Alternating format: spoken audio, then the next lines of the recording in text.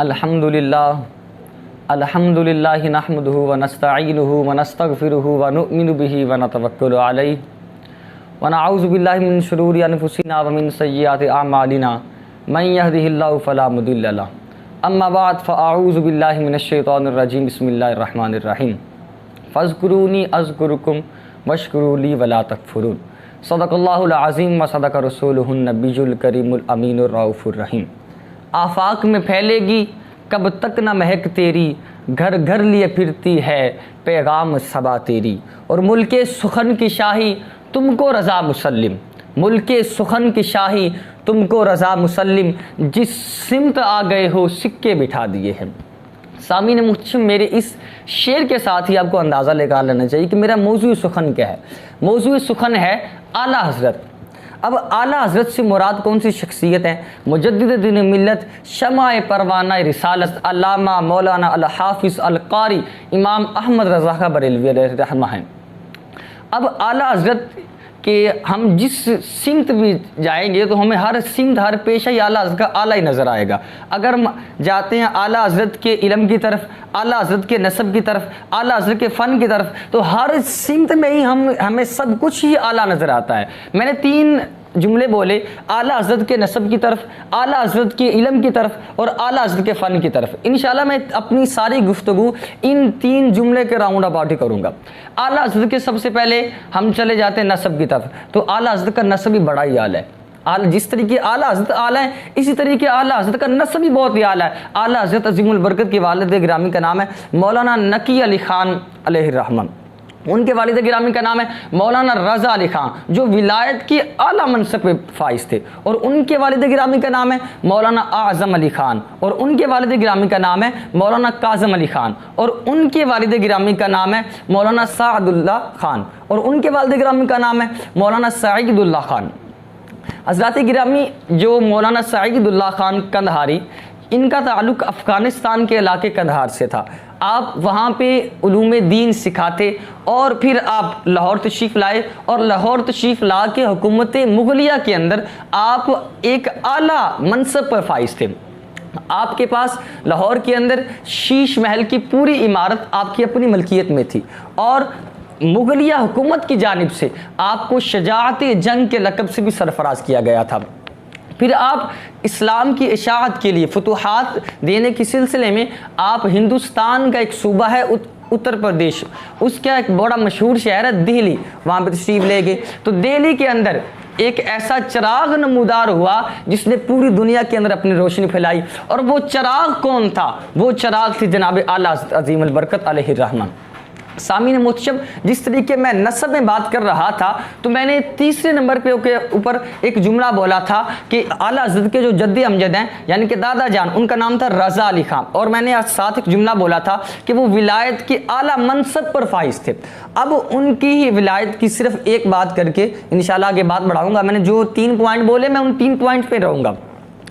अब आला हज़रत के दादा जान रज़ा अली ख़ान एक दफ़ा हिंदुस्तान की एक गली के से गुजर रहे थे, तो हिंदुओं की एक रस्म होती है जिसे होली कहते हैं, यानी कि उस रस्म के ऊपर वो एक दूसरे के ऊपर रंग वगैरह फेंकते हैं। तो आला हज़रत के जो जद्दे अमजद थे, यानी कि दादा जान, वो एक अल्लाह ताला की वली थे। अब वो रास्ते से गुजर रहे थे, तो किसी औरत ने छत के ऊपर से उनके ऊपर रंग फेंक दिया। तो अब जिस वक्त लोगों ने देखा जी इतने बड़े एक अल्लाह ताला के वली के साथ इस औरत ने ये हरकत कर दी है, ऊपर रंग फेंक दिया है, तो हो सकता है ये बद्दुआ देंगे, और ये हो सकता है अभी उसकी टांग टूटे नीचे आ जाए, या जो मामला हो। तो आला हज़रत अज़ीमुल बरकत के दादा जान ने उससे उस वक्त हाथ उठा के कहा, या अल्लाह इससे भी तू रंग दे।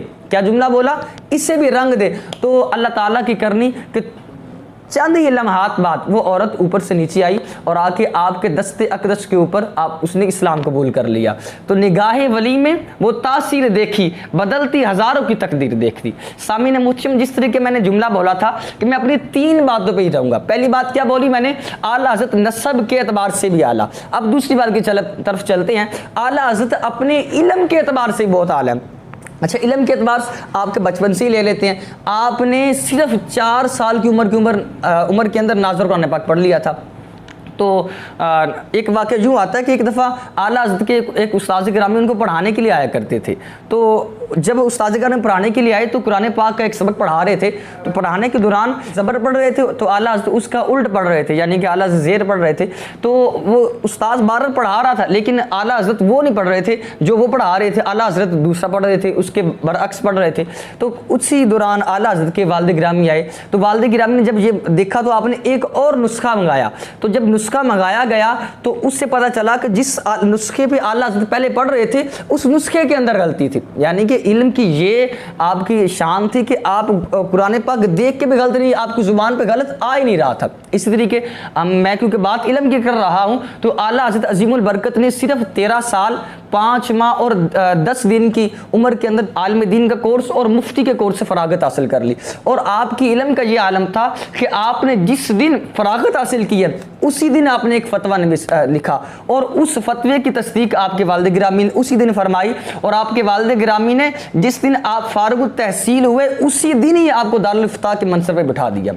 اچھا، اب پھر آپ اپنے پچھلے جملے پہ آتے ہیں۔ میں نے جیسے بولا تھا میں 3 پوائنٹس پہ بولوں گا۔ پہلا پوائنٹ ہو گیا، میں نے کہا تھا اعلیٰ حضرت کا نسب بھی اعلیٰ، پھر اعلیٰ حضرت کا علم بھی، علم کے اعتبار سے بھی آپ اعلیٰ، جیسے کہ میں نے بیان کر دیا۔ اب آگے آتے ہیں، اعلیٰ حضرت فن کے اعتبار سے بہت اعلیٰ ہیں۔ مولانا یہ پیر مسعود صاحب یہ فرماتے ہیں کہ میں نے سنا تھا کہ اعلیٰ حضرت کو جس شخصیت نے بیان کرنا ہونا اس کے باپ کا بھی اعلیٰ ہونا ضروری ہے، اس کی ماں کا بھی اعلیٰ ہونا ضروری ہے، اس کے استاد کا بھی اعلیٰ ہونا ضروری ہے، ٹھیک ہے؟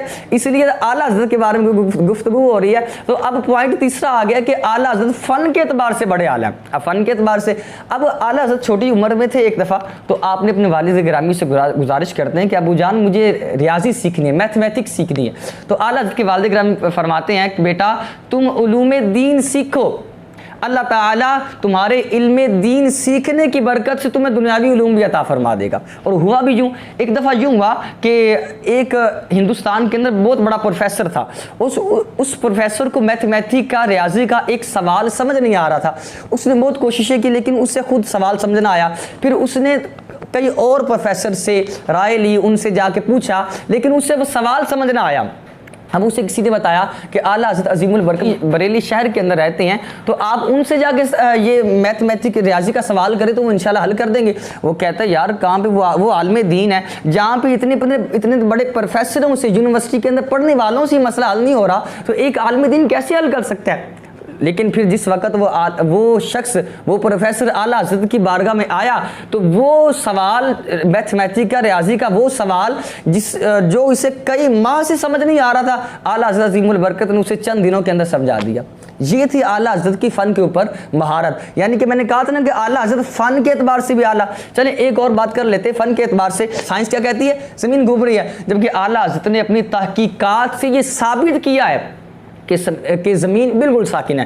اب اسی طریقے ایک اور بات ہے کہ سائنس کہتی ہے کہ زمین کے اندر اٹریکشن فورس ہوتی ہے، کھینچنے کی طاقت ہوتی ہے۔ سائنس کہتی ہے کہ اگر درخت کے اوپر پھل لگا ہوا ہے وہ اگر وہ ٹوٹ کے نیچے گرتا ہے تو وہ اس لیے گرا ہے کیونکہ زمین کے اندر اٹریکشن فورس ہے، زمین نیچے اسے کھینچتی ہے، اس لیے گرا ہے۔ جبکہ اعلیٰ حضرت عظیم البرکت فرماتے ہیں کہ ہر چیز اپنی اصل کی طرف لوٹتی ہے، ہر چیز اپنی اصل کی طرف لوٹتی ہے، اور اس بات کے اوپر اعلیٰ حضرت دلائل بھی دیتے ہیں، ایسے نہیں بات کر دیتے، اعلیٰ حضرت دلائل کے ساتھ ثابت کرتے ہیں۔ اعلیٰ حضرت فرماتے ہیں کہ جس طرح کے غبارہ ہوتا ہے، غبارے کے اندر گیس بھری جائے نا تو وہ کبھی زمین کی طرف نہیں آتا، اگر زمین کے اندر اٹریکشن فورس ہوتی تو وہ زمین کی طرف آتا، لیکن وہ زمین کی طرف نہیں آتا۔ اعلیٰ حضرت فرماتے ہیں وہ اپنی اصل کی طرف جاتا ہے، اس کی اصل کہاں پہ؟ اوپر ہے، لہٰذا وہ اپنی اصل کی طرف لوٹتا ہے۔ یہ ہے اعلیٰ حضرت کا فن، جیسے کہ میں نے بیان کیا تھا، نسب کے اعتبار سے بھی اعلیٰ حضرت اعلیٰ، اعلیٰ حضرت علم کے اعتبار سے بھی اعلیٰ، اعلیٰ حضرت فن کے اعتبار سے بھی اعلیٰ۔ تو اعلیٰ حضرت ہر جہت سے ہی اعلیٰ، کوئی بھی ایسی جہت نہیں جس لحاظ سے اعلیٰ حضرت اعلیٰ نہ ہو۔ تو اعلیٰ حضرت کی جب میں نے نسب کی بات کی تو ایک بات کہنا بھول گیا، تو اعلیٰ حضرت کا جو نسب جا کے ملتا ہے نا وہ آقا علیہ السلام کے ایک مشہور صحابی حضرت قیس رضی اللہ تعالیٰ عنہ، وہ صحابی رسول جن کو آقا علیہ السلام کے ہاتھ پہ دست اقدس پہ اسلام قبول کرنے کا شرف حاصل ہوا، اور انہوں نے ساری زندگی میرے آقا علیہ السلام کے ترانے گائے، اور پھر اعلیٰ حضرت نے بھی ساری زندگی میرے آقا علیہ السلام کے ترانے گائے، اور اعلیٰ حضرت کو جو علم عطا کیا، اللہ تعالیٰ کی عطا اور حضور صلی اللہ علیہ وآلہ وسلم کی نظر عنایت اور حضور غوث پاک کی نظر ولایت سے تقریباً 50 کے علوم فنون ایسے ہیں جن کے اوپر اللہ تعالیٰ کی طرف سے آپ مہارت رکھتے تھے، اور تقریباً آپ نے 1400 کے قریب کتب تحریر فرمائی۔ دعا ہے کہ اللہ تعالیٰ اعلیٰ حضرت کے مزار پورا نوار پر رحمتوں کا نزول فرمائے اور ان کے صدقے سے ہم سب کے بخشش فرمائے۔ وما علیہ الا البلاغ المبین۔